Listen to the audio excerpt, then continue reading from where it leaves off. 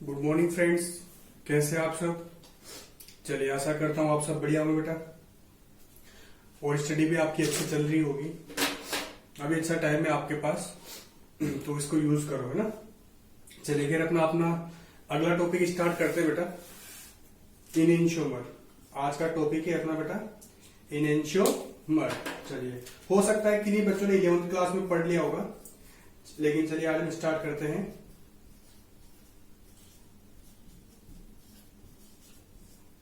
Enantiomer, तो जिन बच्चों ने इनेंशियोमर पढ़ रखा है वो भी एक बार रिवाइज कर ले, क्या पता आपको कोई नई चीज देखने को मिले बेटा। और जिन बच्चों ने नहीं पढ़ रखा, पहली बार पढ़ रहे हैं, तो बढ़िया ध्यान से अच्छे से पढ़े। नोटबुक निकालो, पेन निकालो, नोट्स बनाना स्टार्ट कर देना। चलिए, अब इनेंशियोमर की बात करें, क्या होते हैं इनेंशियोमर। तो बस सिंपल से अगर समझे हम, तो ऐसे कोई भी दो कंपाउंड जो ऑप्टिकली एक्टिव हो और एक दूसरे की मिरर इमेज हो, ये दो बातें होना कंपलसरी है। एक तो क्या बेटा, पहली बात क्या बोली मैंने, ऑप्टिकल एक्टिव कंपाउंड। अभी लिखना मत, ये मैं सिर्फ लिख रहा हूं, उसको रफ करूंगा मैं। एक तो क्या होना चाहिए बेटा, कंपाउंड जो है वो ऑप्टिकल एक्टिव कंपाउंड होना चाहिए। उसके बाद वो दोनों एक दूसरे की क्या होना चाहिए बेटा, एक दूसरे की मिरर इमेज होना चाहिए। और तीसरी चीज कि ये जो मिरर इमेज है वो नॉन सुपर इम्पोजिबल होना चाहिए। जो मिरर इमेज है वो क्या होना चाहिए बेटा, नॉन सुपर इम्पोजिबल, यानी कि एक दूसरे के ऊपर, जैसे ओवरलैप हम बोलते हैं, लेकिन ओवरलैप नहीं बोलेंगे यहां पर, नॉन सुपर इम्पोजिबल बोलेंगे ना बेटा। तो ये पे तीन चीजें जो मॉलिक्यूल में सेटिस्फाई होती है, या जो मॉलिक्यूल तीन चीजों को फॉलो करते हैं, वो दोनों मॉलिक्यूल आपस में क्या बोलेंगे बेटा, इनेंशियोमर बोलेंगे। चलिए एग्जांपल से समझने की हम कोशिश करते हैं। तो वापस रिपीट करना चाहूंगा, क्या क्या कंडीशन होनी चाहिए। कंपाउंड ऑप्टिकल एक्टिव होना चाहिए, वो दोनों कंपाउंड। जैसे मान लो हम बात करते हैं बेटा ई की बात करते हैं, पहले अल्फाबेट से मैं समझाने की कोशिश कर रहा हूं।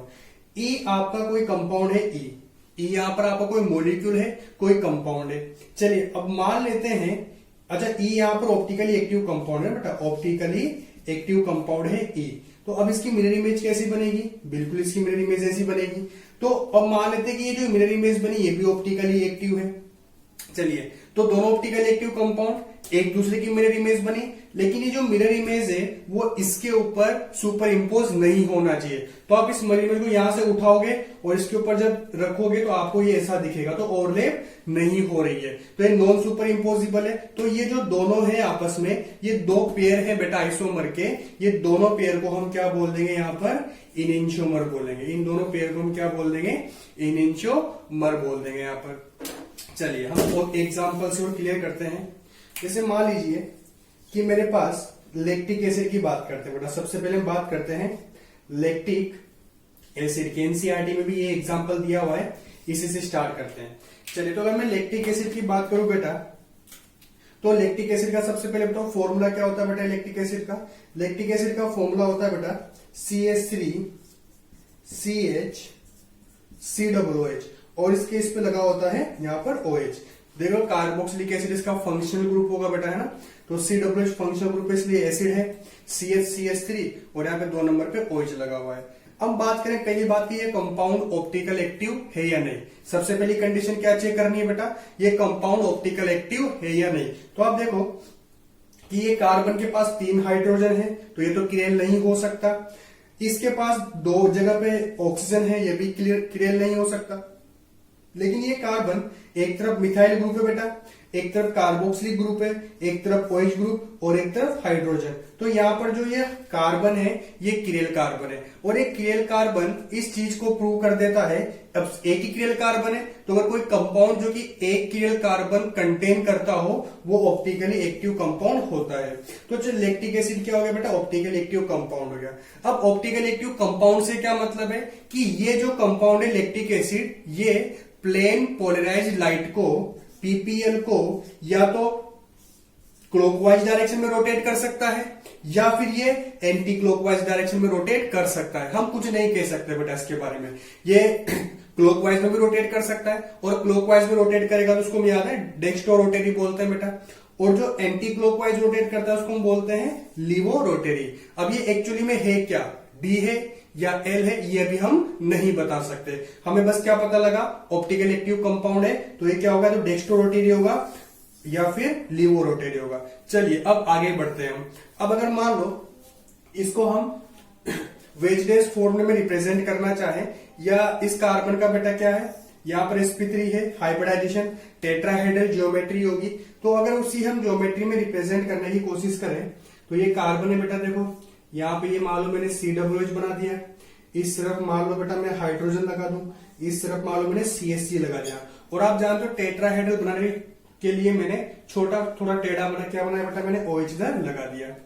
अब हम क्या करते हैं, ये कार्बन की रेल ऑप्टिकल एक्टिव कंपाउंड है, ये मान लेते हैं मिरर है आपका।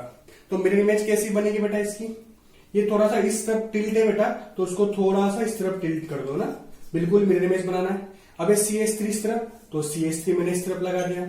ये OH सॉरी H इस तरफ है, तो H उस तरफ चल जाएगा। अब आप देखो कि OH जो है ये थोड़ा H की तरफ झुका हुआ है ना बेटा, तो इसको हमको H की तरफ ही झुकाना पड़ेगा। तो ये बन गया बेटा इसकी मिरर इमेज बन गई। तो अगर मैं बात करूं इन दो कंपाउंड की, तो दोनों कंपाउंड ऑप्टिकली एक्टिव है, दोनों एक दूसरे की मिरर इमेज है।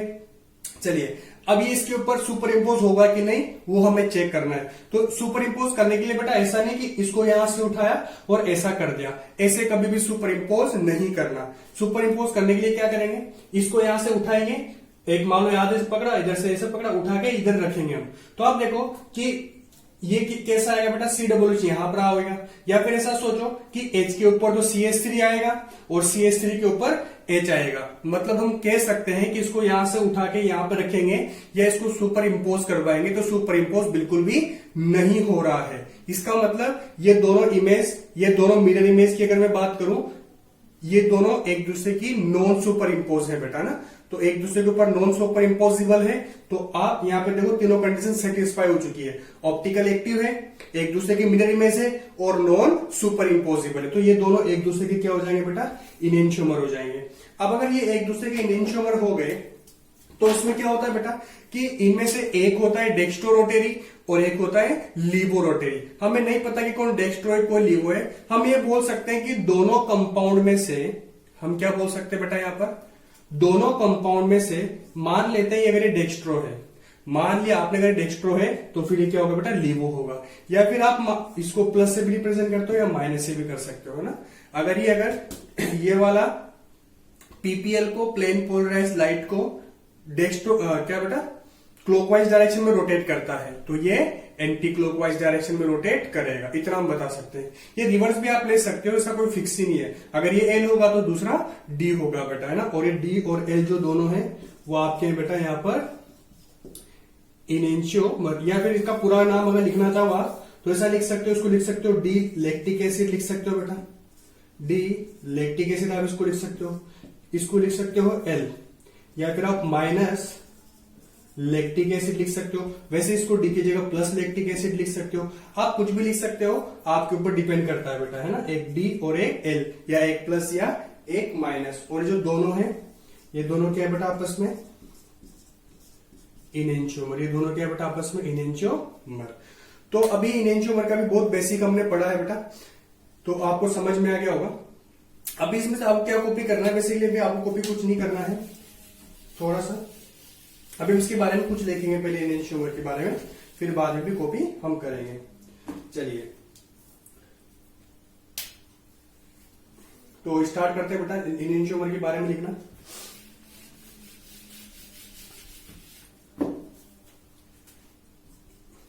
चलिए तो लिखते हैं बेटा enantiomer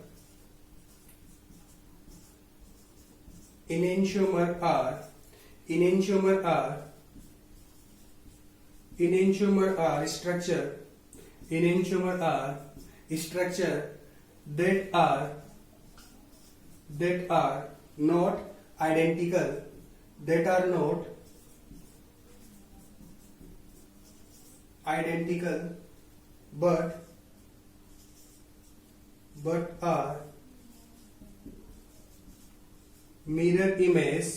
but are mirror image of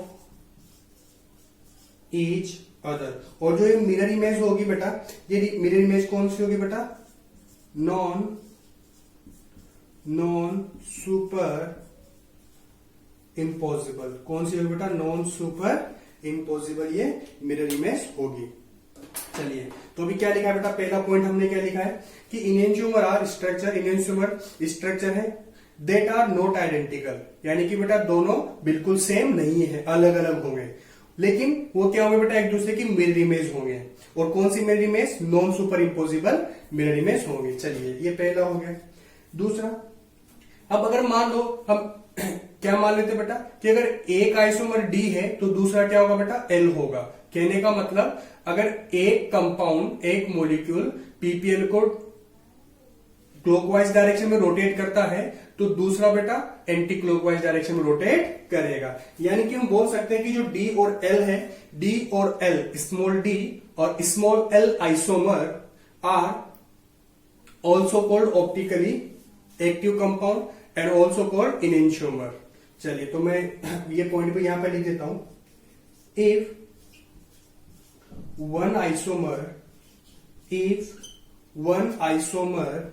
is D, if one isomer is D, D को आप या तो डी लिख लीजिए बेटा या फिर आप प्लस लिख लीजिए। If one isomer is D, ये क्या लिखो बेटा? Plus, then its mirror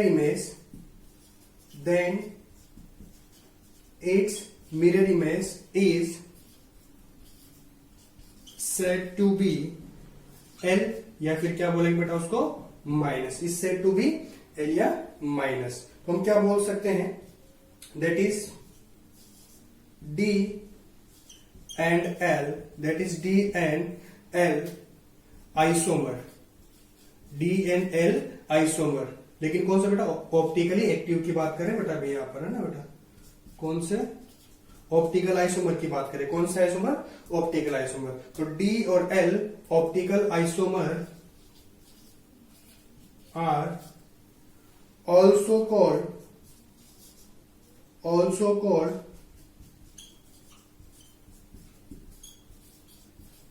इनएंशियोमर्स, are also called enantiomer. चलिए, तो ये 3 पॉइंट हमने लिखे हैं बेटा।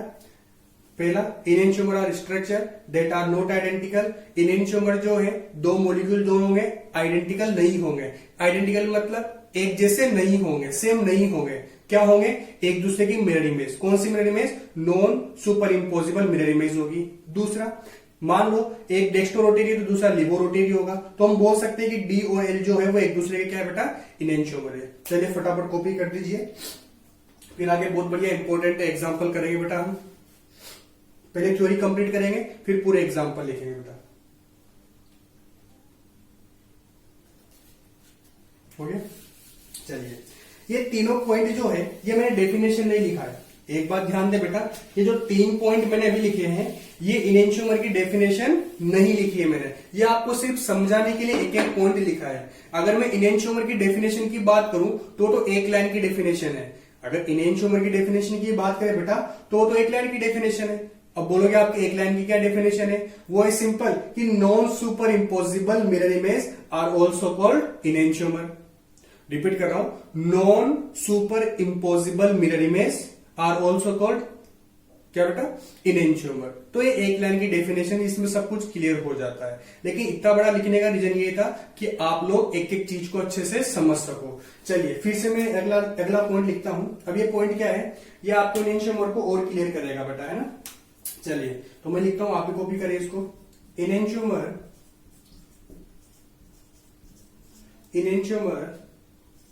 Are chiral molecule. Enantiomer are chiral molecule. Chiral molecule मतलब बेटा कि उनमें किरेल कार्बन प्रेजेंट है। किरेल कार्बन प्रेजेंट है मतलब वो कंपाउंड ऑप्टिकल एक्टिव है ना? ध्यान से समझना। तो इनएंशियोमर आर किरेल मॉलिक्यूल, या फिर आप ऐसा बोल लो कि किरेल मॉलिक्यूल मतलब क्या बेटा कि ऑप्टिकल एक्टिव कंपाउंड। क्या बेटा? वो ऑप्टिकल एक्टिव कंपाउंड्स, ठीक है, that are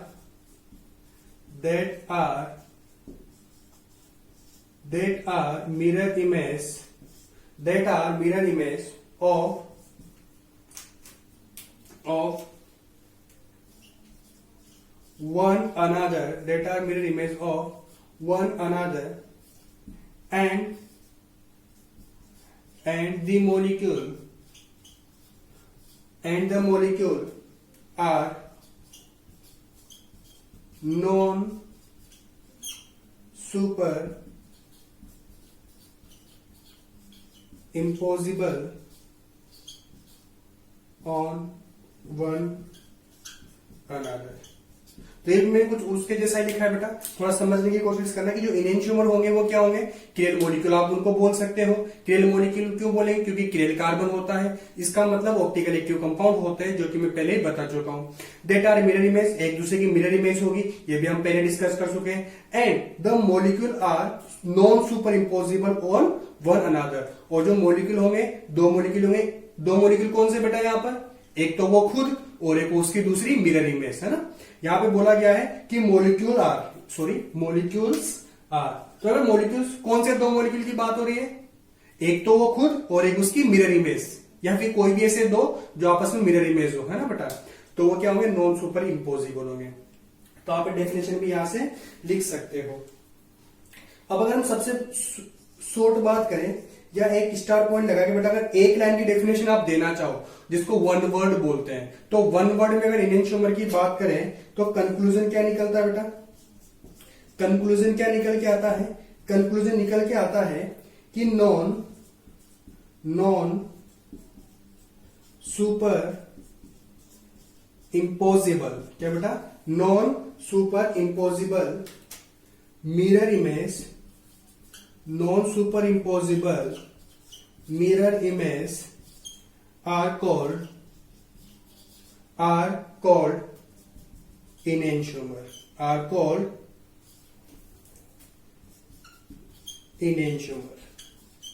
चलिए कॉपी कर दीजिए बेटा फटाफट।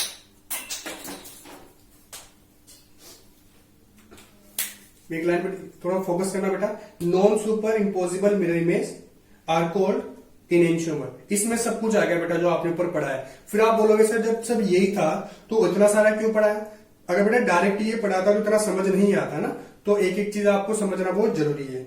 एग्जाम में अगर आपसे इनेंशियोमर की डेफिनेशन पूछे, तो आप ये डेफिनेशन लिख सकते हो, कोई दिक्कत वाली बात नहीं है। वो डिपेंड करता है कितने मार्क्स में पूछा गया है, एक मार्क्स में आप ये लिख सकते हो। अगर मान लो थोड़ा 2-3 मार्क्स का क्वेश्चन है तो ये डेफिनेशन लिख दो, इसके अलावा मैंने जो ऊपर पॉइंट लिखे हैं वो आप लिख सकते हो, 1-2 एग्जाम्पल भी आप दे सकते हो, जैसे भी मैं और दूंगा, है ना। चलिए तो एग्जाम्पल करेंगे बेटा हम।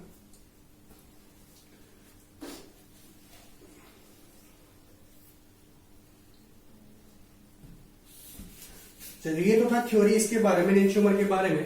तो थ्योरी से जिसको समझ में आ गया बेटा अच्छी बात है, एग्जाम्पल पे और अच्छे से समझ में आएगा। जिसको थ्योरी से समझ में नहीं आया बेटा तो वो एग्जाम्पल से क्लियर हो जाएगा। अब एग्जाम्पल, जैसा कि मैंने एक एग्जाम्पल दिया था बेटा अभी लैक्टिक एसिड का, अभी एग्जाम्पल एक दिया था मैंने लैक्टिक एसिड का, तो वो जो एग्जाम्पल है वो मैं फिर से देने की कोशिश कर रहा हूं, लैक्टिक एसिड, क्योंकि अब ज्यादा समझ में आएगा बेटा। तो लैक्टिक एसिड की हम बात करें बेटा, तो स्ट्रक्चर तो आपने देख ही लिया था, थोड़ा सा रिपीट कर देता हूं मैं।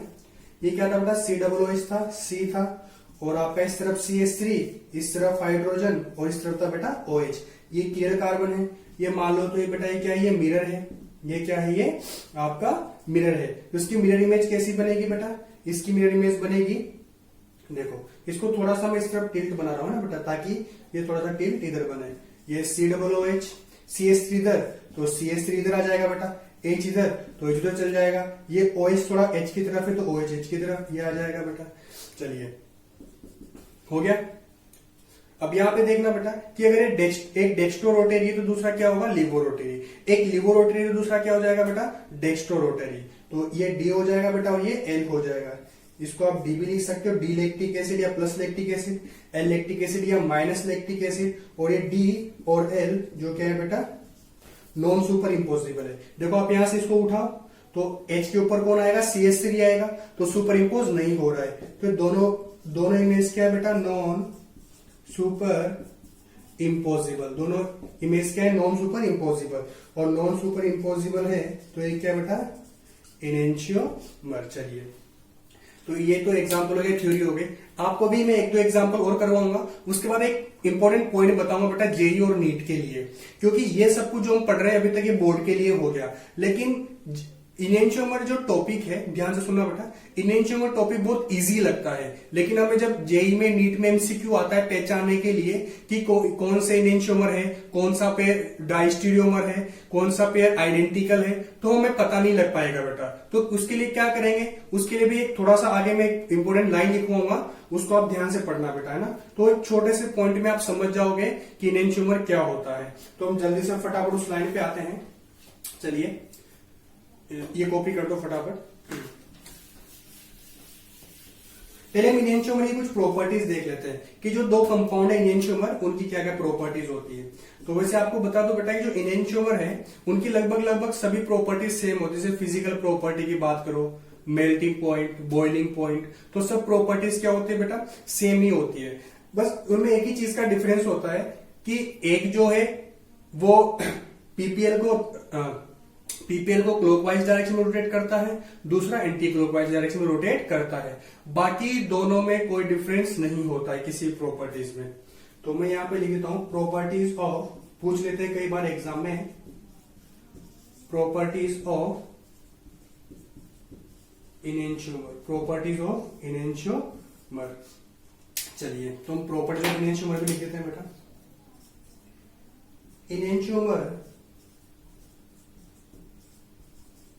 Enantiomer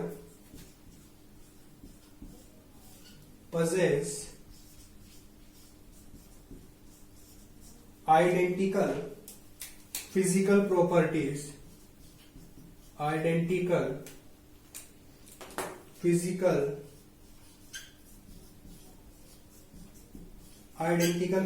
properties। कौन कौन से बेटा, अगर मान लो मैं नाम लिखना चाहूं तो नेमली मेल्टिंग पॉइंट,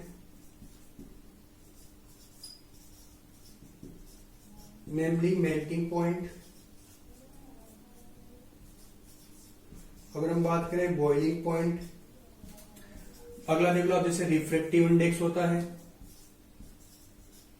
रिफ्रैक्टिव इंडेक्स, ये इसको इंडेक्स ऑफ रिफ्रैक्शन भी बोलते हैं बेटा ना, वो भी हो सकता है। हीट ऑफ फॉर्मेशन आप ले सकते हो यहाँ पर।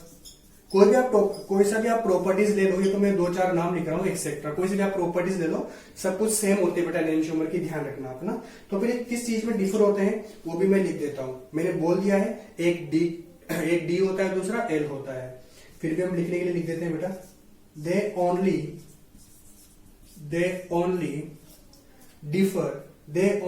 Differ with respect to the rotation, क्या बेटा, with respect to the rotation, with respect to the polarized light। PPL के रोटेशन के रेस्पेक्ट में ही ये अलग होते हैं। if one of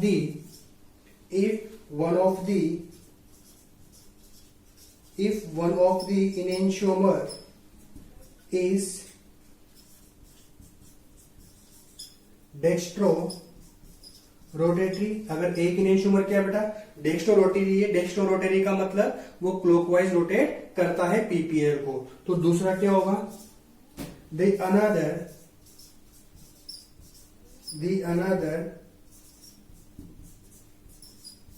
will be levo rotatory. तो दूसरा क्या होगा बेटा, अनदर लीवो रोटेटरी। तो ये है कुछ प्रॉपर्टीज है इनेंशियोमर की बेटा, ये भी आपको ध्यान में रखनी है। चलिए फटाफट से कॉपी कर दीजिए, जब तक मैं मार्कर में इंक डाल लेता हूं बेटा, थोड़ा खत्म हो गया, कॉपी कर दीजिए फटाफट। फिर प्रॉपर्टी जो है बेटा आपसे बोर्ड में भी पूछ सकते हैं। इसके अलावा हम बात करें तो ये करेक्ट स्टेटमेंट या इनकरेक्ट स्टेटमेंट जैसे क्वेश्चन आते हैं जेईई नीट में, उनमें भी आपसे देके पूछ सकता है। चलिए अब अगला वो पॉइंट आ गया जिसकी मैं बोल रहा था कि इंपोर्टेंट पॉइंट है, या कैसे हम पता करेंगे, है ना बेटा, जिसको हम शॉर्ट ट्रिक बोल सकते हो। चलिए तो इनेंशियोमर को पता करने की शॉर्ट ट्रिक जो है वो मैं आपको लिखवा देता हूं। कि आप ऐसी कौन सी चीज है जिसको निकाल के आप पता लगा सकते हो। तो वो है बेटा, लिखिए इंपॉर्टेंट नोट। सॉरी,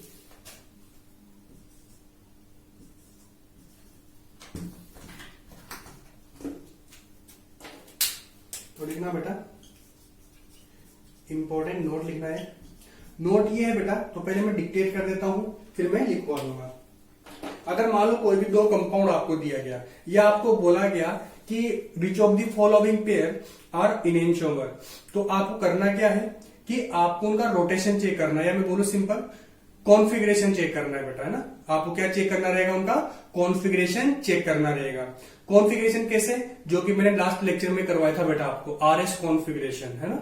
या जिसने लेक्चर देख लिया हो अच्छी बात है, नहीं तो देख लेना बेटा, आरएस कॉन्फ़िगरेशन, एब्सोल्यूट कॉन्फ़िगरेशन। तो उसमें करना क्या है कि अगर मान लो एक किरिल कार्बन वाला कंपाउंड है, अगर मान लो किरिल कार्बन कितने बेटा, एक किरिल कार्बन दोनों कंपाउंड में, तो अगर एक का रोटेशन आर है और दूसरे का एस है, अगर एक का रोटेशन आर है दूसरे का एस है, बाकी चीजें सेम होनी चाहिए बेटा, चारों वैलेंसी सेम ही होनी चाहिए, है ना।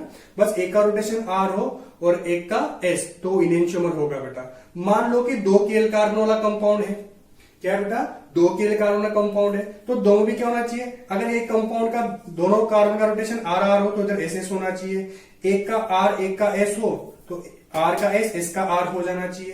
कहने का मतलब क्या है कि एक कंपाउंड का जो भी कॉन्फ़िगरेशन हो, दूसरे कंपाउंड के किरिल कार्बन का कॉन्फ़िगरेशन अपोजिट होना चाहिए। अगर हर एक कार्बन में अपोजिट हो जाए तो आप समझ जाना कि वो क्या है बेटा, एक दूसरे का इनेंशियोमर है। थोड़ा नहीं आया होगा समझ में, तो पहले एक काम करते हैं, डेफिनेशन लिख लेते हैं बेटा, या नोट लिख लेते हैं, उसके बाद एग्जाम्पल लिखे हैं। चलिए, तो ये इंपॉर्टेंट नोट है बेटा, मैं पहले लिख देता हूं, फिर एग्जाम्पल से क्लियर हो जाएगा। If any two optical isomer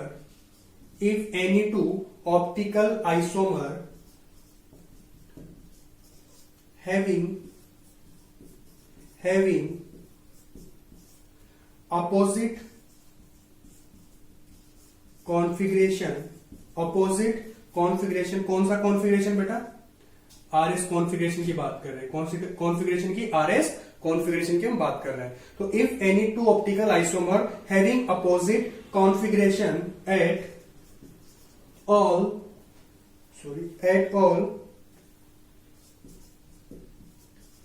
chiral carbon, कहां पर बेटा, at all chiral carbon, then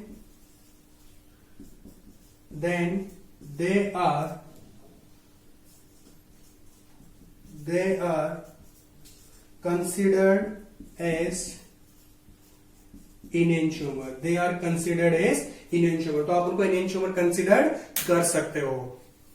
तो पहली बात तो बेटा यहां पर आरएस कॉन्फ़िगरेशन की आती है। मैंने लास्ट लेक्चर में आपसे कहा था कि आरएस कॉन्फ़िगरेशन बहुत इंपॉर्टेंट चीज है, तो देखो यहां पर है, अगर आपको आरएस कॉन्फ़िगरेशन निकालना आता है तो आप इनेंशियोमर है या नहीं 2 सेकंड में आप पता लगा लोगे। इसके अलावा एक और टॉपिक आता है डायस्टीरियोमर, आइडेंटिकल, बहुत सारे छोटे छोटे टॉपिक है, अगली क्लास में डिस्कस करूंगा उनको।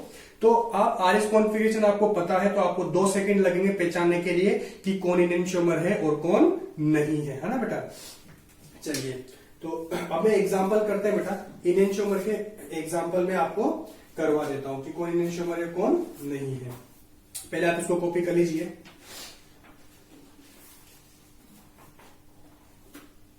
इसका तो समझ में आ गया होगा आपको। मान लो कि एक किरिल कार्बन है, उसका कॉन्फ़िगरेशन क्या है बेटा, क्या है, आर है, तो दूसरे का क्या होना चाहिए बेटा, एस होना चाहिए। मान लो एक किरिल कार्बन का एस है तो दूसरा क्या होना चाहिए, आर होना चाहिए। तो अगर ऐसा हो तो क्या हो जाएगा बेटा, ये पेयर क्या हो जाएगा, इनेंशियोमर, है ना। चलिए,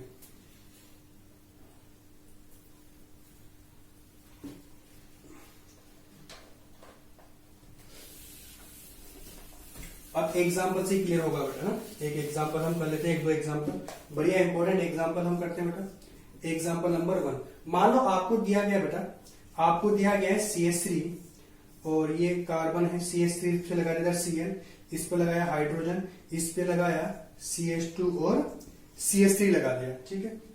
अब मैं एक और कंपाउंड लिख रहा हूं बेटा, यहां पर देखो CH3 और यहाँ पे लगा दिया बेटा मैंने CH2CH3, इधर लगा दिया बेटा मैंने हाइड्रोजन, और इधर लगा दिया मैंने क्लोरीन। अब आप देखो बेटा, सबसे पहले अपन सिंपल वाले कंसेप्ट से चलते हैं। ये बताओ, ये कंपाउंड है, ये क्रियल कार्बन है मतलब ऑप्टिकली एक्टिव है, ये भी क्रियल कार्बन है, ये भी ऑप्टिकली एक्टिव है। ये एक दूसरे की मिरर इमेज है या नहीं है बेटा? बिल्कुल है। देखो ये CH3 है और ये हाइड्रोजन इधर आ गया बेटा ना, एक दूसरे की मिरर ऐसे बनेगी, आपको पता है। तो ये जो ये है, ये इसकी मिरर इमेज है ना बेटा, ये एक दूसरे की मिरर इमेज ही है। चलिए अब यहां से इसको ऊपर से आप उठाओ और इसके ऊपर सुपर इम्पोज करने की कोशिश करो। तो आप देख पा रहे होंगे ये सुपर इम्पोज नहीं हो रहा है। तो optically active compound, mirror image और नॉन सुपर इम्पोजिबल, तो ये दोनों क्या है बेटा? इनेंशियोमर। ये कंफर्म हो गया बेटा, ये दोनों क्या है? इनेंशियोमर है। अब मैं बात करता हूं मेरी वाली ट्रिक की, है ना। कौन सी वाली ट्रिक? जो भी हमने जस्ट ऊपर डिस्कस किए। तो आपको बस ये देख लो, इसकी चारों वैलेंसी जो है, क्या वो इसकी चारों वैलेंसी की जैसे ये बिल्कुल सेम है। एक्चुअली क्या होता है बेटा, कई बार है ना, जो दो कंपाउंड दे जाएंगे वो आपको इस तरह से घुमा फिरा के देंगे कि आपको पता ही नहीं लगेगा कि वो मिरर इमेज है या नहीं। समझ रहे हो बात को? तो फिर उस कंडीशन में कैसे किया जाए? उस कंडीशन में हम क्या करते हैं फिर बेटा? RS कॉन्फ़िगरेशन चेक करते हैं। तो चलिए देखते हैं, इसका कॉन्फ़िगरेशन निकालो।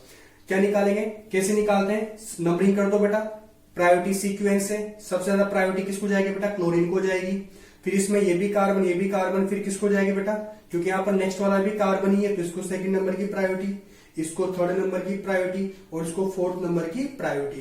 प्रायोरिटी निकालने के लिए आपको मेरा प्रीवियस लेक्चर देखना पड़ेगा, ये आपको आना चाहिए बेटा, है ना। चलिए तो आप देखो कि 1 से 2, 2 से 3 पे हम जब जा रहे हैं तो इसका कॉन्फ़िगरेशन आया बेटा क्लॉकवाइज। ये क्या है बेटा? ClO, ये क्या है बेटा? क्लॉकवाइज। अब आप जानते हो क्लॉकवाइज का क्या होता है बेटा? R होता है। लेकिन यहाँ पे देखो कि फोर्थ पोजीशन जो है बेटा, कहाँ है बेटा? Fourth position horizontal. तो R ना होके आगे क्या हो जाएगा बेटा? S हो जाएगा। तो मैं क्या लिखूंगा? इसका कॉन्फ़िगरेशन क्या है बेटा? S। इसकी चलते हैं नंबरिंग। प्रायोरिटी क्लोरीन को 1 जाएगी बेटा, इसको इथाइल को 2, मिथाइल को 3 और हाइड्रोजन को 4। अब आप देखो 1 से 2 और 2 से 3 पे आप जब जा रहे हो तो रोटेशन कौन सा मिला बेटा आपको? Anti clockwise. रोटेशन कौन सा मिला आपको? Anti clockwise. तो एंटी क्लॉकवाइज का तो S होता है, लेकिन फोर्थ ग्रुप जो है बेटा हॉरिजॉन्टली है, तो S नहीं होके इसका क्या हो जाएगा? R हो जाएगा। तो आप देखिए बेटा, इसमें एक ही क्रियल कार्बन है, एक क्रियल कार्बन का कॉन्फ़िगरेशन S और दूसरे का कॉन्फ़िगरेशन क्या है बेटा? R। जस्ट अपोजिट है, दोनों कॉन्फ़िगरेशन क्या है बेटा? कॉन्फ़िगरेशन अपोजिट है और चारों वैलेंसी सेम है। तो आप बोल सकते हो कि दोनों क्या है बेटा? ये both are enantiomer, both are enantiomer. तो मैंने इनेंशियोमर जो है वो आपको बताया है, दोनों ही तरह से चेक करवाया बेटा, है ना। एक तो मिरर इमेज वाले से चेक कर सकते हो और एक RS कॉन्फ़िगरेशन से। तो अब करना क्या है, आपको कौन सा यूज करना है? तो बेटा बोर्ड की बात करें तो बोर्ड में मिरर इमेज वगैरह इतना चल जाता है, लेकिन नीट और जेई की बात करें तो RS कॉन्फ़िगरेशन आपको अप्लाई करना पड़ेगा, है ना। चलिए कॉपी कर दीजिए इसको।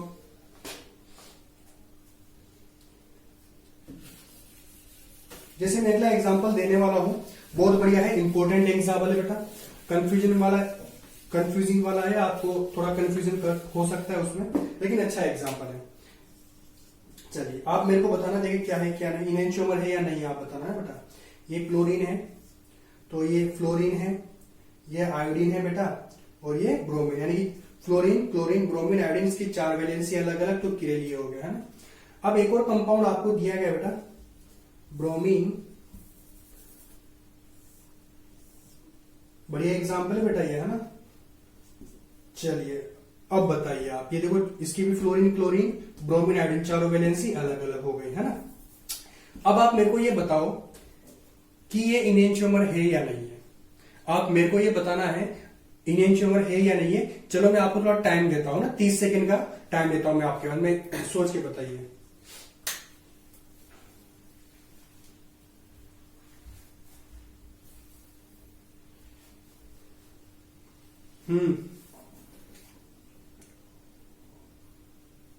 सोच लिया। चलिए तो क्या लगता है आपको, इनेंशियोमर है? आप बोल रहे हो इनेंशियोमर नहीं है, कुछ बच्चे बोल रहे होंगे इनेंशियोमर नहीं है, और कुछ बच्चे बोल रहे होंगे है। ऑब्वियसली बात है, 2 ऑप्शन थे। तो मैं खुद बात करें, चलो ये मानते हैं मिरर है बेटा ना, ये क्या है? मिरर। तो आप देखो कि ये इसकी मिरर इमेज नहीं है, क्योंकि क्लोरीन की जगह ब्रोमीन आ गया, यहाँ पर ब्रोमीन की जगह आयोडीन आ गया, आयोडीन की जगह क्लोरीन आ गया, तो ये मिरर इमेज तो है नहीं। और जब मिरर इमेज ही नहीं है, मिरर इमेज ही नहीं है, तो फिर इनेंशियोमर तो होंगे ही नहीं। कुछ बच्चे ऐसा सोच रहे होंगे, तो वो बेटा गलत सोच रहे हैं। मैंने कहा था कि आपको जरूरी नहीं कि as it is mirror image आपको दे, वो घुमा के भी दे सकता है। तो हमें क्या करना है, पहली चीज देखो कि इसकी जो चारों वैलेंसी है, फ्लोरीन, क्लोरीन, ब्रोमीन, आयोडीन, क्या वही इसकी चारों वैलेंसी है? बिल्कुल है। तो इस कंडीशन में क्या करना है आपको, आप कॉन्फ़िगरेशन निकाल लो बेटा। कॉन्फ़िगरेशन सेम आ जाए तो फिर वो आइडेंटिकल है, अगर कॉन्फ़िगरेशन अपोजिट आ जाए तो वो क्या है बेटा, इनेंशियोमर है। चलिए तो हम इसका कॉन्फ़िगरेशन निकालते हैं। प्रायोरिटी बेटा सबसे फर्स्ट जिसका एटॉमिक नंबर ज्यादा है iodine, then bromine, then chlorine और देन फ्लोरीन। हो गई। अब यहां से 1 से 2, ये रहा 1 से 2 और 2 से 3 पे जाएंगे बेटा। तो आप देखो रोटेशन आपको क्या मिला, एंटी क्लॉकवाइज। लेकिन एंटी क्लॉकवाइज फोर्थ ग्रुप क्या है बेटा, ये फोर्थ ग्रुप क्या है, हॉरिजॉन्टली है। तो एंटी क्लॉकवाइज की वजह से तो एस होना चाहिए, लेकिन एस में क्या हो जाएगा बेटा, यहाँ पर आर हो जाएगा। जिसका क्या है बेटा, आर आया। इसका आप देखो हाईएस्ट एटॉमिक नंबर किसका, आयोडीन का, तो प्रायोरिटी नंबर इसको जाएगा 1, फिर इसको प्रायोरिटी, फिर क्लोरीन को प्रायोरिटी और फ्लोरीन को 4th नंबर पे।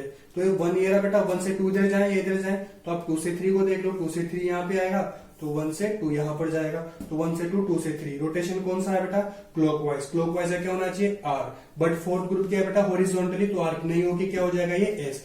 तो आप देखो ये दोनों आए बेटा, क्या है, एक का आर एक का एस। तो दोनों कंपाउंड की चारों वैलेंसी जब सेम हो और एक का आर और एक का एस हो, तो आप बिना दिमाग लगाए बोल देना कि बेटा ये इनेंशियोमर है। क्या ये बेटा, ये इनेंशियोमर। आ गई बात आपको समझ में, पक्का। तो ये क्या है बेटा, इनेंशियोमर चेक करने की बढ़िया सबसे इंपॉर्टेंट कंडीशन है बेटा। सॉरी इंपॉर्टेंट कंडीशन नहीं, इंपॉर्टेंट ट्रिक आप बोल सकते हो। चलिए तो ये इनेंशियोमर था, कॉपी कर लीजिए। एक और एग्जांपल कर देते हैं बेटा, बढ़िया वाला।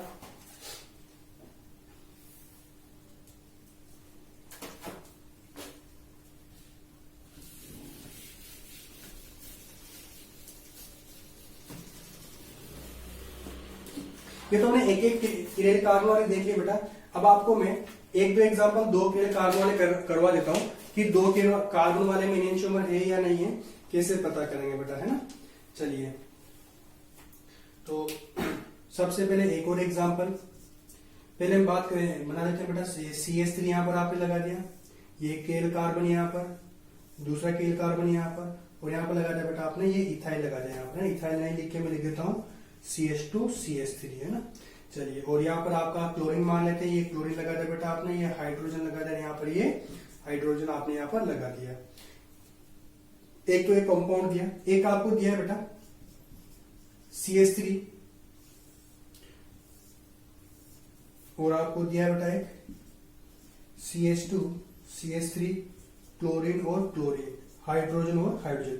तो आप देखो बेटा, अगर आपको तो वैसे इस वाले कंपाउंड में देखो डायरेक्टली पता लग रहा है बेटा। कैसे पता लग रहा है कि CH3 की जगह CH3, CH2 की जगह CH2 है। लेकिन ये क्या होगा बेटा, आपको दिख रहा होगा दूसरे के एक दूसरे क्या है, मिरर इमेज है। अगर इसकी मिरर इमेज आप देखोगे तो सेम ऐसी ही बनेगी, तो मिरर इमेज है। दूसरा आप देखो ये कंपाउंड भी ऑप्टिक, ये कार्बन क्या बेटा, किरेल है, ये कार्बन भी किरेल, ये इसका ये कार्बन भी किरेल, ये कार्बन भी किरेल। तो पहली बात तो देखो बेटा 2 किरेल कार्बन है ना। अब 2 किरेल कार्बन है। अब मैं थोड़ा सा आपको बात करता हूं ऑप्टिकल एक्टिविटी की। ये 2 किरेल कार्बन तो है, लेकिन क्या कंपाउंड ऑप्टिकल एक्टिव है? तो मैंने आपको ऑप्टिकल एक्टिव कंपाउंड जो पढ़ाया था, मेरा ऑप्टिकल आइसोमेरिज्म का पहला लेक्चर, वहां मैंने आपको समझाया था कि अगर किरेल कार्बन 1 है तो always optical active compound. But अगर किरेल कार्बन 2 है, किरेल कार्बन क्या है बेटा, 2 है, और वो है डिसिमिलर। क्या है बेटा, डिसिमिलर। इट मींस इस कार्बन की चारों वैलेंसी और इस कार्बन की चारों वैलेंसी मैच नहीं होना चाहिए, तो उसको बोलते हैं डिसिमिलर। तो अगर 2 किरेल कार्बन है और दोनों डिसिमिलर है तो वो भी ऑप्टिकल एक्टिव होता है। लेकिन 2 किरेल कार्बन और सिमिलर, 2 किरेल कार्बन सिमिलर, तो ऑप्टिकल एक्टिव हो भी सकता है और नहीं भी हो सकता। तो यहाँ पे दोनों क्या बेटा, इसकी चारों वैलेंसी, इसकी 2 ClH सेम है, ClH सेम है। आप यहाँ पे देखो इसका एक मिथाइल है जबकि एक इथाइल है, तो चारों वैलेंसी सेम होने का सवाल ही पैदा नहीं होता। तो ये 2 किरेल कार्बन है, डिसिमिलर किरेल कार्बन है, तो ये कंपाउंड क्या है, ऑप्टिकली एक्टिव कंपाउंड। ये भी ऑप्टिकली एक्टिव कंपाउंड। ये दोनों एक दूसरे की मिरर इमेज, यहां से इसको उठाओगे तो H के ऊपर कौन आएगा बेटा Cl, H के ऊपर कौन आएगा Cl, तो ये इसके ऊपर सुपर इम्पोज नहीं हो रहा है। तो दो ऑप्टिकल एक्टिव कंपाउंड एक दूसरे की मिरर इमेज, एक दूसरे के ऊपर नॉन सुपर इम्पोजिबल, तो वो क्या होंगे बेटा इनेंशियोमर। तो ये हो गया बेटा आपका इनेंशियोमर। चलिए लेकिन बेटा दूसरे अगर हम बात करें कौन सा आरएस कॉन्फ़िगरेशन वाला, तो आरएस कॉन्फ़िगरेशन में पता चल जाएगा यहाँ पर। अगर आप इस कार्बन का कॉन्फ़िगरेशन निकालो, चलिए इस कार्बन का कॉन्फ़िगरेशन कैसे निकालेंगे, तो आप देखो इस कार्बन पे सबसे ज्यादा प्रायोरिटी किसको मिलेगी बेटा, सबसे ज्यादा एटॉमिक नंबर किसका है क्लोरीन को, तो इसको 1 नंबर की प्रायोरिटी मिलेगी। हाइड्रोजन तो आप जानते हो सबसे कम पे आएगा, इसको 4th प्रायोरिटी। अब इस कार्बन को दें या फिर इससे जुड़ा हुआ एक तो ये है, इससे जुड़ा हुआ एक ये है, तो इन दोनों में किसको प्रायोरिटी दे। देखो इससे कौन जुड़ा हुआ है कार्बन, इससे कौन जुड़ा हुआ है कार्बन, बट इस कार्बन के पास नेक्स्ट एटम कौन है, दोनों सेम हो गए बेटा कार्बन, तो अब नेक्स्ट एटम पे जाएंगे, तो इधर तो हाइड्रोजन जबकि इधर क्लोरीन आएगा, तो ज्यादा प्रायोरिटी किसको मिलेगी बेटा, इसके रिस्पेक्ट में ये वाला कार्बन ज्यादा प्रायोरिटी ले जाएगा। तो ये 1 2, ये 2 आएगी बेटा और ये 3 आएगी। चलिए तो इसका रोटेशन क्या है 1 से 2, 2 से 3, कौन सा है बेटा ये क्लॉकवाइज, लेकिन 4th ग्रुप हॉरिजॉन्टल होने की वजह से इस कार्बन में क्या हो जाएगा बेटा एस हो जाएगा, कौन सा हो जाएगा एस। तो मैं यहाँ पे लिखता हूं इसका रोटेशन कौन सा हो गया, एस हो गया। चलिए अब हम बात करते हैं इसका, तो इसमें इसको नंबर 1 प्रायोरिटी। अब बताओ इसमें और इसमें किसको ज्यादा देंगे, ये तो 4th पे आएगा बेटा आपका। तो आप देखो इसका कार्बन तो इसका भी कार्बन, लेकिन इसका नेक्स्ट कार्बन जबकि नेक्स्ट क्लोरीन, तो यहां पर भी ये बेटा 2 नंबर की प्रायोरिटी पे ही जाएगा और ये 3 नंबर की प्रायोरिटी पे। तो इसका कौन सा आएगा बेटा, ये 1 और ये 2, तो 1 2 और 3 ऐसा आ जाएगा। तो एंटी क्लॉकवाइज और एंटी क्लॉकवाइज का कौन सा आएगा बेटा एस आता है, लेकिन 4th ग्रुप इस पे है तो इसका क्या हो जाएगा बेटा ये आर हो जाएगा। तो इसका आर आया बेटा, इसका एस आया, इसका चेक करते हैं है ना बेटा। तो इस कार्बन के रिस्पेक्ट में इसका नंबर 1 पे आएगा, ये तो 4 तो हो ही गया बेटा। अब चलिए इसकी इक्विवेलेंस ये CH3 और एक ये, तो एक कार्बन और एक कार्बन फर्स्ट एटम दोनों का सेम है, इसका नेक्स्ट एटम हाइड्रोजन, इसका नेक्स्ट एटम क्लोरीन, ज्यादा एटॉमिक नंबर इसका है, तो इसको आप क्या करोगे बेटा 2 नंबर दोगे। ये जो कार्बन है इसको कितना मिलेगा 2 नंबर इसको मिलेगा, तो फिर इसको कितना मिलेगा 3 मिलेगा। तो देखो 1 से 2, 2 से 3 इधर आओगे, 1 से 2 इधर जाओगे तो 2 से 3 एंटी क्लॉकवाइज, लेकिन 4th ग्रुप हॉरिजॉन्टली, तो ये क्या हो जाएगा बेटा आर हो जाएगा, इसका रोटेशन आर हो जाएगा। और इसी तरह बेटा इसकी हम बात करते हैं। चलिए तो यहाँ पे नंबर 1 प्रायोरिटी क्लोरीन को चली जाएगी, ये हाइड्रोजन तो 4th प्रायोरिटी पे हो ही गया बेटा अपना। अब इस कारण में एक इसकी बात करेंगे और एक इसकी बात करेंगे, तो इन दोनों में बेटा ज्यादा प्रायोरिटी इसको जाएगी है ना, 2 नंबर पे और 3 नंबर पे। तो अगर इसको रोटेट करेंगे 1 ये रहा और 2 ये रहा, तो 1 से 2, 2 से 3, ये क्या है बेटा क्लॉकवाइज, और क्लॉकवाइज 4th ग्रुप हॉरिजॉन्टली, तो क्या हो जाएगा वो क्लॉकवाइज का होता है आर और हॉरिजॉन्टली होने की वजह से अपोजिट करना पड़ेगा, तो ये हो जाएगा एस हो जाएगा बेटा है ना। तो आप देखो इन दोनों कंपाउंड में दोनों के लिए कार्बन, एक का कॉन्फ़िगरेशन एस आया दूसरे का आर आया, एक का आर आया और एक का एस आया, तो दोनों अपोजिट हो गए, तो ये क्या हो जाएंगे बेटा इनेंशियोमर। तो मैंने दोनों ही रूलों से समझा दिया है बेटा है ना। चलिए तो ये था इनेंशियोमर की कहानी बेटा। क्या कहानी थी इनेंशियोमर की आप समझ ही होंगे, नहीं समझे तो लेक्चर वीडियो एक बार स्टार्ट कर लेना दोबारा, फिर से समझ में आ जाएगा। फिर नहीं समझ में आए तो वीडियो को एक बार फिर से स्टार्ट कर लेना, बाकी आप 3-4 बार देखोगे तो लगभग आपको समझ में आ ही जाएगा। फिर भी नहीं समझ में आए तो आप लोग कमेंट बॉक्स में लिख सकते हो, मैं दोबारा से ट्राई करता हूँ फिर से समझाने की, जो भी डाउट हो आपको उसमें लिख देना। तो ये इनेंशियोमर। चलिए बेटा अगला टॉपिक है अपना, छोटे टॉपिक है 2 थी उनको क्लियर कर लेते हैं। अगला टॉपिक है बेटा अपना स्पेसिफिक रोटेशन। अगला टॉपिक है अपना बेटा स्पेसिफिक रोटेशन। स्पेसिफिक रोटेशन क्या, सिंपल सा है भाई, जो ऑर्गेनिक कंपाउंड होता है अगर वो ऑप्टिकली एक्टिव होगा तो क्या करेगा बेटा पीपीएल को रोटेट करेगा, या तो क्लॉकवाइज डायरेक्शन में या फिर एंटी क्लॉकवाइज डायरेक्शन में। तो एक्चुअली क्या है, कुछ जो पर्टिकुलर कंपाउंड होते हैं बेटा उनका रोटेशन पर्टिकुलर होता है, मतलब कुछ स्पेसिफिक कंपाउंड जो होते हैं, मैं बोलूं जो ऑप्टिकल एक्टिव कंपाउंड होते हैं उनका रोटेशन फिक्स होता है कि वो इतना ही रोटेट कर पाएंगे, उसी को हम बोलते हैं स्पेसिफिक रोटेशन। लेकिन वो कंपाउंड की बेटा अमाउंट वगैरह पे डिपेंड करता है। तो मान लो कि जिस जिस वेसल में आपने वो ऑप्टिकल एक्टिव कंपाउंड रखा हुआ है वो एक ट्यूब में रखा हुआ है, उसकी लेंथ आपको डेसीमीटर में लेनी है बेटा। मान लो 1 डेसीमीटर की लेंथ हो और उसकी कंसंट्रेशन कितनी हो बेटा, 1 ग्राम पर एमएल हो। तो 1 ग्राम पर एमएल का कंसंट्रेशन का वो कंपाउंड है, 1 डेसीमीटर के आपकी ट्यूब में रखा हुआ है। तो फिर उसका जो रोटेशन आएगा वो जितना रोटेट करेगा पीपीएल को, वही उसका क्या होगा बेटा, स्पेसिफिक रोटेशन होगा। चलिए तो मैं लिख देता हूं स्पेसिफिक रोटेशन की डेफिनेशन क्या होगी बेटा। यहां पर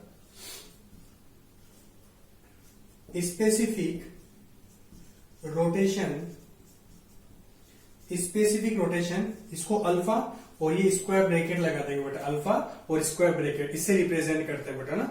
स्पेसिफिक रोटेशन को रिप्रेजेंट कैसे करेंगे, अल्फा पे स्क्वायर ब्रैकेट लगा के। तो specific rotation alpha is the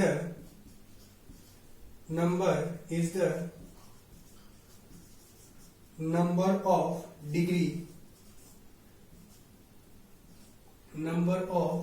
degrees, किसकी डिग्री बेटा हो, रोटेशन, कितना रोटेट वो करता है, degree of rotation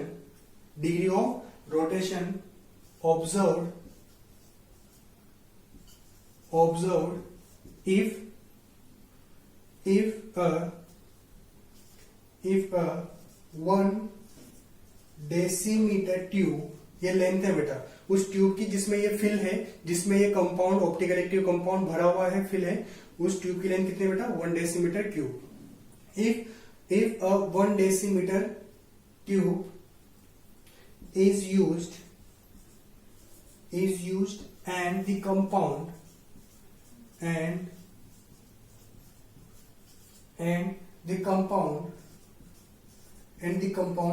under study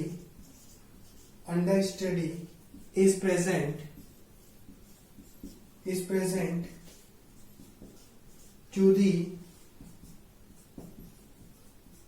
extent of 1 gram per ML. इसको समझना बेटा, ये क्या है कि वो जो कंपाउंड आपने स्टडी के लिए आपने उसको फिल किया हुआ है, सिंपल ऑर्गेनिक कंपाउंड, जिसका पता लगाना चाहते हो कि कितना रोटेट करेगा, उसकी जो एक्सटेंट, इट मीन्स बेटा कंसंट्रेशन है ना, is present to the concentration of 1 gram per ML. तो कंसंट्रेशन 1 ग्राम पर एमएल है, उस ट्यूब की लेंथ कितनी है बेटा, 1 डेसीमीटर क्यूब, 1 डेसीमीटर ट्यूब उसकी लेंथ है बेटा ये, है ना।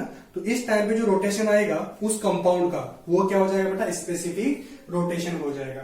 तो स्पेसिफिक रोटेशन का फॉर्मूला क्या निकल के आएगा बेटा, ये अल्फा। याद रखना बेटा, स्पेसिफिक रोटेशन जो है वो उस टाइम पे पर्टिकुलर टेम्परेचर पे, उस टाइम पे पर्टिकुलर टेम्परेचर कितना होगा, तो यहाँ पर टी यहाँ पर क्या डिनोट करता है, टेम्परेचर को, और जो पीपीएल है या हम बोले लाइट है उसकी वेवलेंथ कितनी है, तो लेमडा। यहाँ पर ये 2 चीज लगाना बहुत जरूरी है बेटा। यहाँ पर ये अल्फा तो क्या है बेटा, स्पेसिफिक रोटेशन, टी क्या है, टेम्परेचर, और अल्फा क्या है बेटा, वेवलेंथ ऑफ लाइट। चलिए तो स्पेसिफिक रोटेशन कितना है बेटा, स्पेसिफिक रोटेशन कैसे निकालेंगे, अल्फा, ये अल्फा क्या है बेटा, ऑब्जर्व, जो आपको अल्फा ऑब्जर्व हुआ है, ऑब्जर्व कैसे होगा, पोलरीमीटर से आप ऑब्जर्व करोगे कि कितना रोटेट हुआ। फिर क्या करना है आपको, ये एल लेंथ और यहाँ पर डी, तो आपको क्या करना है, जो अल्फा ऑब्जर्व हुआ है उसको एल और डी से डिवाइड कर देना, उस पर्टिकुलर कंपाउंड का आपका स्पेसिफिक रोटेशन यहां पर आ जाएगा बेटा, है ना। चलिए तो ये कॉपी कर लीजिए इतना।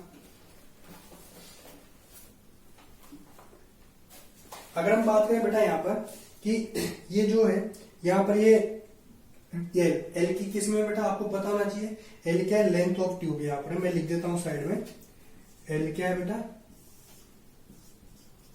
लेंथ ऑफ ट्यूब, है ना बेटा, लेंथ ऑफ ट्यूब, जो भी किस में रखनी है आपको, डेसीमीटर में रखनी है बेटा। हमेशा मैं रिलेशन लिखवाता हूं, अगर आपको कन्वर्ट करना पड़े तो 1 डेसीमीटर इज इक्वल टू होता है बेटा 10 सेंटीमीटर, है ना, ये रिलेशन याद रखना। 1 डेसीमीटर में कितने सेंटीमीटर होता है बेटा, 10 सेंटीमीटर होते हैं। और यहां पर डी क्या है बेटा, डी क्या है, ये बोलो कंसंट्रेशन क्या है बेटा, यहाँ पर ये डी। तो अब यहाँ पे आप डी से लिख सकते हो, या फिर मैं ज्यादा बोलूं बेटा, कंसंट्रेशन हम सी से पढ़ते आ रहे हैं बेटा, कंसंट्रेशन हम किससे पढ़ते आ रहे हैं, सी से हम कंसंट्रेशन, तो ज्यादा बेटर क्या रहेगा बेटा, यहाँ पर सी आप लिख लीजिए। तो सी यहाँ पर क्या है, कंसंट्रेशन ऑफ कंपाउंड, कौन सा कंपाउंड जिसमें आपको स्टडी के लिए आप सिलेक्ट कर रहे हो, वो किसमें होती है, वो ग्राम पर लीटर सॉरी ग्राम पर एमएल में होगी बेटा, है ना, ग्राम पर एमएल में। और अल्फा तो क्या बेटा, रोटेशन, जो कि आपको ऑब्जर्व होगा। तो आप इस फॉर्म में से आप स्पेसिफिक रोटेशन निकाल सकते हो। चलिए कॉपी कर दीजिए फटाफट। अब हम बात करें कि स्पेसिफिक रोटेशन जो है वो किस चीज पे डिपेंड करता है, यानी कि ऐसी कौन सी चीज है जिससे उस पर्टिकुलर कंपाउंड का स्पेसिफिक रोटेशन भी चेंज हो सकता है। तो याद रखना बेटा, ऐसी कोई चीज नहीं है जो स्पेसिफिक रोटेशन को चेंज करती हो, हर एक कंपाउंड के लिए वो फिक्स होता है। सपोज दैट मैं सिर्फ कोई जैसे लैक्टिक एसिड की बात कर ले, तो लैक्टिक एसिड जितना रोटेट करेगा उतना फिक्स है बेटा, है ना। तो ये सिर्फ कंपाउंड पे डिपेंड करता है, किस पे, किस कंपाउंड, सब कंपाउंड का अलग अलग होता है। तो यहां पर सिर्फ लिखना बेटा, specific rotation, specific rotation, specific rotation depends on nature of compound, nature of compounds की नेचर पे डिपेंड करता है बेटा ना, सबका अलग अलग होता है, स्पेसिफिक होता है। चलिए ये वाली बात थी। अगला टॉपिक आता है बेटा, अगला टॉपिक आता है अपना ऑप्टिकल प्योरिटी। अभी लिखेंगे, इसको कॉपी कर दो। अगला टॉपिक आता है बेटा अपना optical purity. Optical purity it means कि आपका गिवन ऑप्टिकल कंपाउंड जो है, या मैं बोलूं कि अगर कोई मिक्सचर आपको दिया गया है, कोई मिक्सचर आपको दिया गया है, तो उस मिक्सचर में जो कंपाउंड प्रेजेंट है वो कितना रोटेट करता है, या मैं बोलूं कि वो कितना ऑप्टिकल एक्टिव है बेटा, है ना। तो जैसे मान लेते हैं, इसको हम बोलते हैं बेटा ऑप्टिकल प्योरिटी।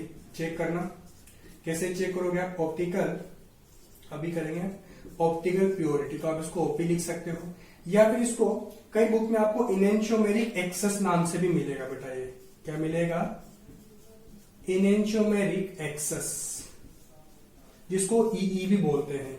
तो कोई ऑप्टिकल प्योरिटी बोलता है, कोई इनेंशियोमेरिक एक्सेस बोलता है, दोनों बात एक ही है। चलिए अब ऑप्टिकल प्योरिटी या इनेंशियोमेरिक एक्सेस है क्या। सिंपल सी बात है बेटा, कोई मिक्सचर आपको दिया गया है, उस पर्टिकुलर मिक्सचर का रोटेशन किसके रेस्पेक्ट में, उस प्योर इनेंशियोमर के रेस्पेक्ट में। उस जो मिक्सचर है, वो मिक्सचर आपने लिया है, वो कितना रोटेट कर रहा है, और दूसरा वो मिक्सचर जिन इनेंशियोमर से मिलके बना है, वो इनेंशियोमर उसकी प्योर फॉर्म में कितना रोटेट कर रहे हैं, उनका रेशियो ही क्या होता है बेटा, इनेंशियोमेरिक एक्सेस। समझ में नहीं आया होगा, मैं फॉर्मूला लिख देता हूं बेटा, अभी आपको समझ में आ जाएगा। तो इनेंशियोमेरिक एक्सेस का एक फॉर्मूला होता है बेटा, इसको आप ई बोल सकते हो।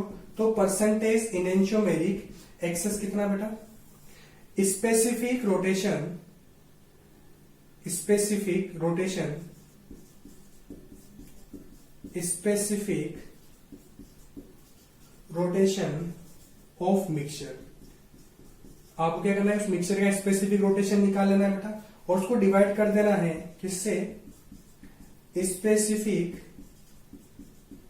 रोटेशन ऑफ प्योर इनेंशियोमर से। किससे रोटेट करना है, प्योर इनेंशियोमर से, और परसेंटेज है बेटा, इसलिए मल्टीप्लाई बाय 100 कर देना। तो आपका यहां पर क्या आ जाएगा, उस सैंपल की ऑप्टिकल प्योरिटी आ जाएगी, या फिर बोले इनेंशियोमेरिक एक्सेस आ जाएगा। देखो बेटा, मिक्सचर है, मिक्सचर का स्पेसिफिक रोटेशन निकालना है आपको। स्पेसिफिक रोटेशन कैसे निकालते हैं, फॉर्मूला दे दिया है, मिक्सचर की कंसेंट्रेशन होगी, लेंथ ऑफ ट्यूब होगी, और वहां पर उसका ऑब्जर्व वाला होगा। वैसे ही आपको किसका निकालना है, उस इनेंशियोमर का निकाल लेना है। तो इस फॉर्मूले से आपको ऑप्टिकल प्योरिटी आ जाएगी। इसका एक और है बेटा, एक और दूसरा फॉर्मूला भी है परसेंटेज इनेंशियोमेरिक एक्सेस का। अगर मान लो आपको रोटेशन में अगर डीएल दे दे, डीएल से भी आप निकाल सकते हो। कैसे कि एक बार आप करना डी माइनस एल कर देना बेटा, एक बार आप क्या करना डी प्लस एल कर देना। ये डी क्या है बेटा, आप जानते हो, dextro rotary, लिवो rotary, clockwise. D मतलब क्लॉकवाइज में कितना रोटेट हुआ, एल मतलब एंटी क्लॉकवाइज में कितना रोटेट हुआ, और मल्टीप्लाई बाय कर देना बेटा 100 से, तो भी आपका आ जाना। याद रखना बेटा, आप डी माइनस एल कर रहे हो, तो यहाँ पर एक चीज याद रखना कि परसेंटेज ऑफ डी जो है, यानी कि डी का जो परसेंटेज है वो ज्यादा होना चाहिए। कहने का मतलब थोड़ा सा ये समझ में नहीं आया बेटा, रिपीट कर रहा हूं। जब आप मिक्सचर बनाते हो तो आपने क्या डाला होगा बेटा, ऑप्टिकल एक्टिव कंपाउंड डाले होंगे, यानी कि इनेंशियोमर डाला होगा। तो इनेंशियोमर में क्या होगा, एक तो डी होगा और एक एल होगा। भाई जो मिक्सचर बना होगा एक डी से बना होगा और एक एल से बना होगा। एक तो वो खुद कंपाउंड, एक उसकी मिरर इमेज से बना होगा। तो क्या करना है बेटा कि डी, एक बार डी में से एल को माइनस कर दो और एक बार डी प्लस एल कर दो, और याद रखना कि जो डी का परसेंटेज क्या है बेटा वो ज्यादा होना चाहिए, नहीं तो मेरी नेगेटिव आ जाएगी। तो इस तरह से आप क्या निकाल सकते हो ऑप्टिकल प्योरिटी। वैसे कोई पूछता नहीं है, फिर भी अगर आ जाए तो मैंने करवा दिया है। अगला टॉपिक आता है बेटा अपना, अगला टॉपिक आता है अपना, और ये एनसीईआरटी में भी दिया हुआ है बेटा, और पूछते हैं बहुत बार, है ना, इंपॉर्टेंट टॉपिक है, पूछ लेते हैं। रेसेमिक मिक्सचर, क्या बेटा, रेसेमिक मिक्सचर के बारे में पूछ लेते हैं, बोर्ड में भी 1 नंबर 2 नंबर में पूछ लेते हैं। रेसेमिक मिक्सचर, इसको हम आरएम बोलेंगे, वैसे तो बोलते नहीं है लेकिन फिर भी लिखते हैं रेसेमिक मिक्सचर। तो क्या करना है रेसेमिक मिक्सचर बेटा, कि मान लो कि इक्वल कंसेंट्रेशन का, इक्वल अमाउंट का आपने क्या किया, इक्वल अमाउंट के इनेंशियोमर को आप मिक्स कर दो। जैसे मान लो एक तो क्या बेटा डेक्स्ट्रो रोटेरी है डी वाला, और एक है बेटा लीवो रोटेरी एल वाला। अब इन दोनों को इक्वल अमाउंट, इक्वल प्रोपोर्शन में आप क्या करो, मिक्स कर दो। तो इनसे बनने वाले सॉल्यूशन को, इनसे बनने वाले मिक्सचर को हम बोलते हैं रेसेमिक मिक्सचर। और रेसेमिक मिक्सचर जो है बेटा वो ऑप्टिकली इनएक्टिव होगा। क्यों होगा, क्योंकि आपने क्या किया बेटा, क्या किया, तो डी मिलाया। मान लो आपने डी कितना मिलाया, 50% डी लिया, तो आपने एल कितना लिया बेटा, 50%, इक्वल अमाउंट का लेना है बेटा। तो अब क्या करना है कि डी जो है वो क्या करेगा बेटा, पीपीएल को क्लॉकवाइज रोटेट करेगा, वही एल क्या करेगा, एंटी क्लॉकवाइज रोटेट करेगा। तो इनका जो रोटेशन होगा म्यूचुअली रोटेशन, म्यूचुअल रोटेशन क्या हो जाएगा बेटा, कैंसिल हो जाएगा। ये वाला क्लॉकवाइज रोटेट कर रहा है, और ये वाला भी एंटी क्लॉकवाइज रोटेट करेगा, और उतना ही अमाउंट में करेगा क्योंकि दोनों का अमाउंट सेम है। तो म्यूचुअल रोटेशन जो है कैंसिल हो जाएगा, और वो जो मिक्सचर है उसका कोई भी रोटेशन नहीं होगा, तो उसको हम बोलेंगे। अब रोटेशन ही नहीं हुआ तो क्या बोलेंगे फिर, ऑप्टिकल इनएक्टिव। लेकिन ये जो डी और एल है, ये 50% की बात करें, या इक्वल अमाउंट की बात करें, या 1:1 रेशियो की हम बात करें, ये हमने खुद ने बाहर से मिलाया है, और बाहर से मिलाने को बोलते हैं बेटा external.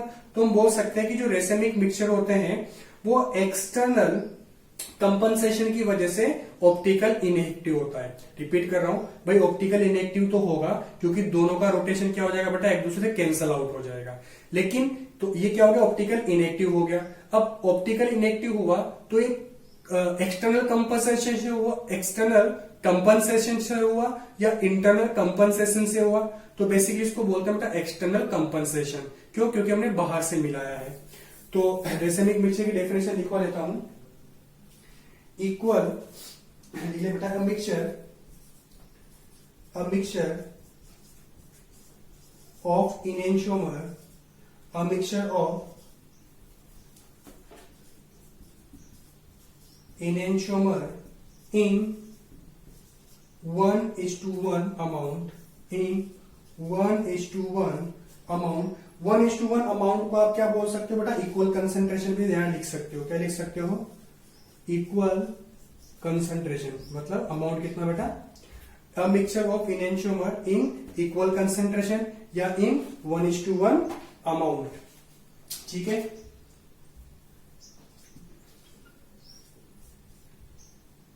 the mixture of enantiomer is one amount is, तो अब क्या होगा बेटा, is ऑप्टिकली, चलो ये नहीं लिखते हैं अभी, ये बाद में लिखेंगे ऑप्टिकली इनएक्टिव। सबसे पहले आपने क्या लिखा बेटा कि मिक्सचर ऑफ इनेंशियोमर, इनेंशियोमर का mixture in amount, in 1:1 amount या इन इक्वल कंसेंट्रेशन। चल इतना ये भी काफी लिख रहे हैं। अब अगला पॉइंट क्या है बेटा, अगला पॉइंट ये कि racemic mixture, racemic mixture is optically inactive, optically inactive। क्यों होता है बेटा ऑप्टिकल इनएक्टिव, इंपॉर्टेंट चीज है बेटा, यहां से लिखना ड्यू टू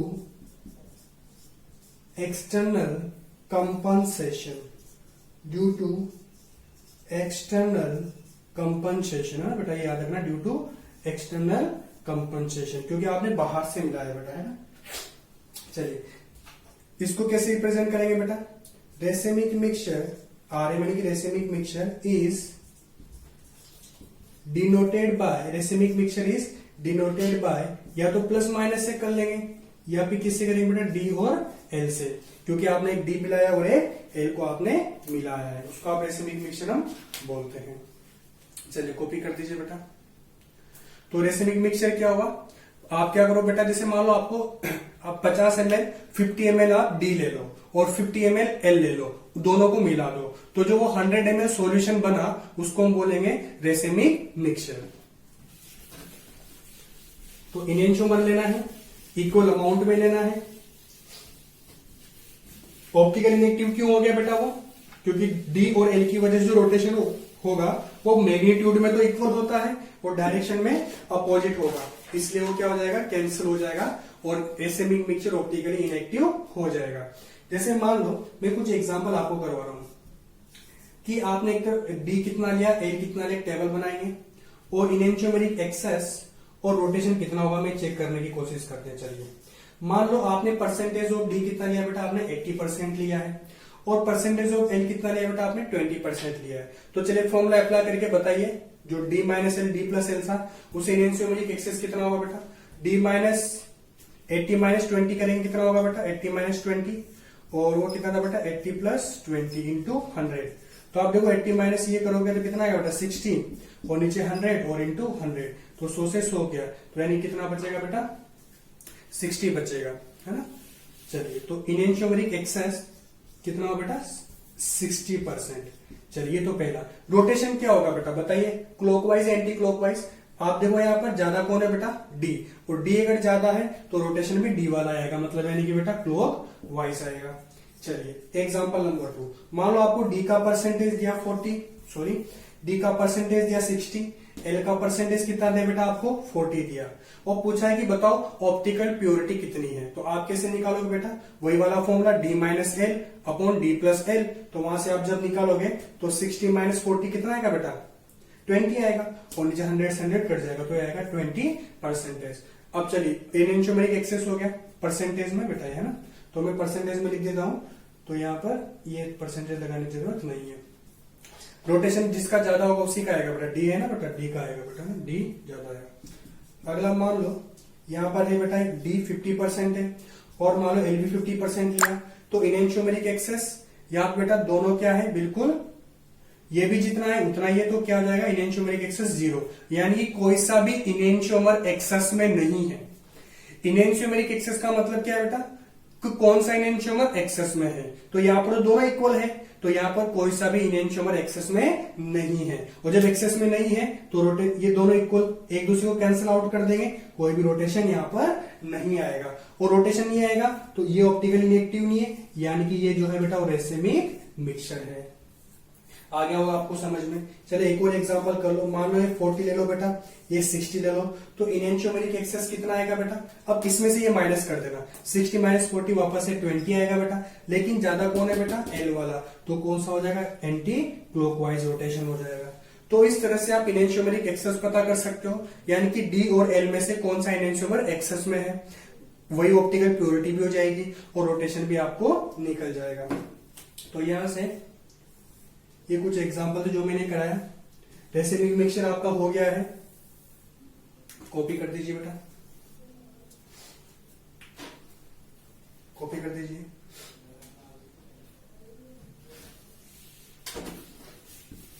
चलिए तो आपको समझ में आ गया होगा बेटा, क्या समझ में आया कि 50% डी आइसोमर लेना है आपको और 50% ही क्या लेना है एल आइसोमर लेना है, और अगर दोनों को आपने क्या कर दिया मिक्स कर दिया, तो दोनों को मिक्स करने से जो बनेगा वो क्या बनेगा बेटा आपको रेसिमिक, क्या बनेगा बेटा आपका रेसिमिक मिक्सचर बनेगा, क्या बनेगा बेटा आपका वो रेसिमिक मिक्सचर बनेगा। चलिए कॉपी कर दीजिए ये भी, 50% डी 50% एल मिक्स कर दिया बेटा, दोनों को मिक्स कर दिया तो क्या बनेगा रेसिमिक मिक्सचर। और जो ये क्या होता है ऑप्टिकल इनएक्टिव, क्या होता है बेटा ऑप्टिकल इनएक्टिव, ये रोटेशन इसका कुछ भी नहीं होगा, पीपीएल को रोटेट नहीं करेगा, पीपीएल को रोटेट नहीं करेगा, कौन बेटा racemic mixture.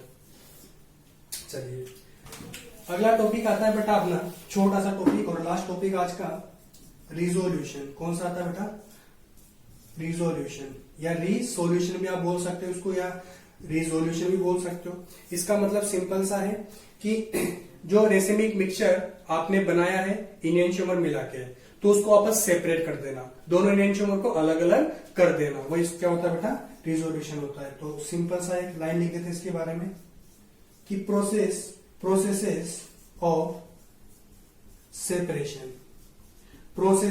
Of separation of racemic mixture into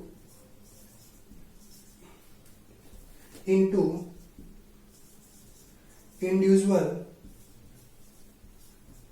enantiomer। क्या बेटा, process of separation of racemic mixture into individual enantiomer, उसी को क्या बोलते हैं बेटा, resolution.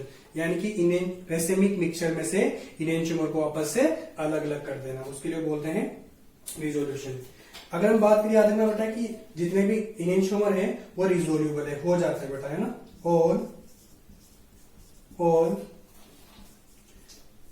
enantiomer are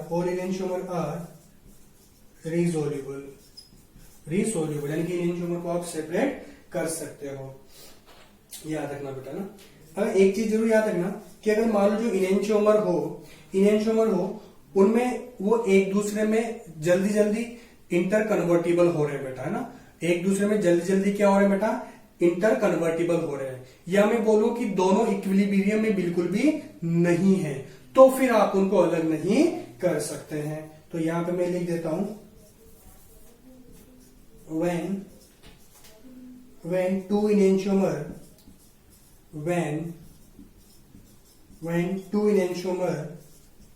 are equilibrium, when two enantiomer